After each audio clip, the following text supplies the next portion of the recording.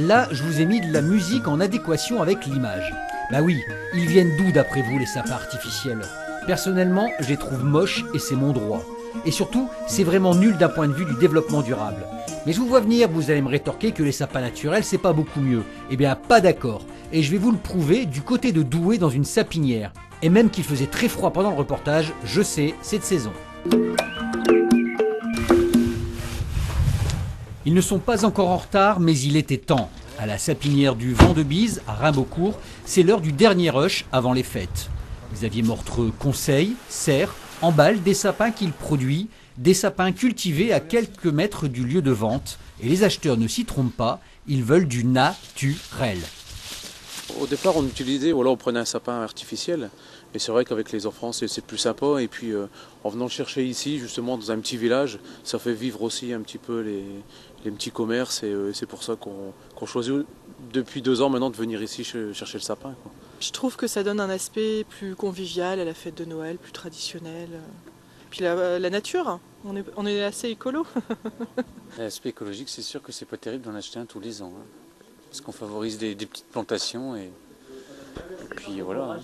Donc c'est pas terrible pour la nature, je pense. Mais bon, c'est aussi Noël, c'est la fête de Noël, c'est la senteur de Noël. Voilà. Erreur. Sur les 15 hectares de l'exploitation, les épicéas et surtout les Nordman poussent une dizaine d'années avant d'arriver dans votre salon. Les terres agricoles leur sont dédiées et n'empiètent en aucun cas sur la forêt. Xavier Mortreux entretient ces parcelles de manière raisonnée, une volonté écologique et plus prosaïquement une évidence économique. Curieusement, ça se fait naturellement. En fin de compte, tout ce qui est phyto, le sapin digère mal. Donc on a arrêté, on y va mécaniquement, en fin de compte, pour enlever les mauvaises herbes. Et après, point de vue engrais, azote, il faut pas en mettre parce que sinon ça fait des grands sapins, des grandes flèches. Et les gens préfèrent un sapin qui pousse doucement, et avec des beaux étages et bien touffu. La proximité de l'exploitation évite les longs trajets depuis les gros pays producteurs comme le Danemark, donc entraîne un moindre coût carbone. Et ne lui parlez surtout pas des sapins en plastique made in China. Le sapin artificiel, je le vois comme une fleur artificielle, c'est pareil. Entre un bouquet de roses ou on va offrir chez des gens un bouquet artificiel, c'est pareil, quoi. Pour moi, non, c'est vraiment, il y a un fossé entre le vrai sapin et le sapin artificiel. Ça ressemble à rien, ça vient de Chine. Alors je vous explique pas la pollution.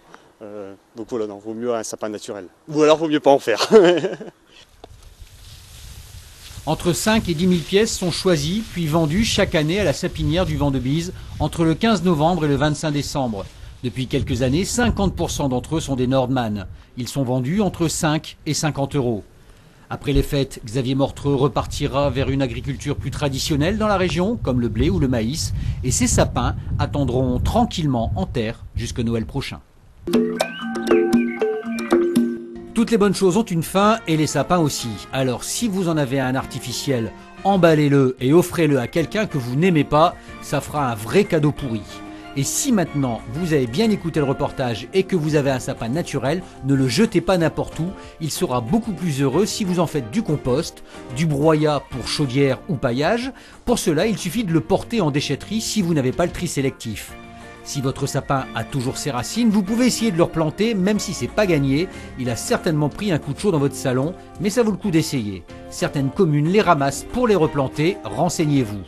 Enfin, le sac à sapin pour handicap international n'a rien de développement durable, mais si vous avez eu la mauvaise idée de floquer votre sapin, ce sac est une bonne action et ça, c'est plutôt bien.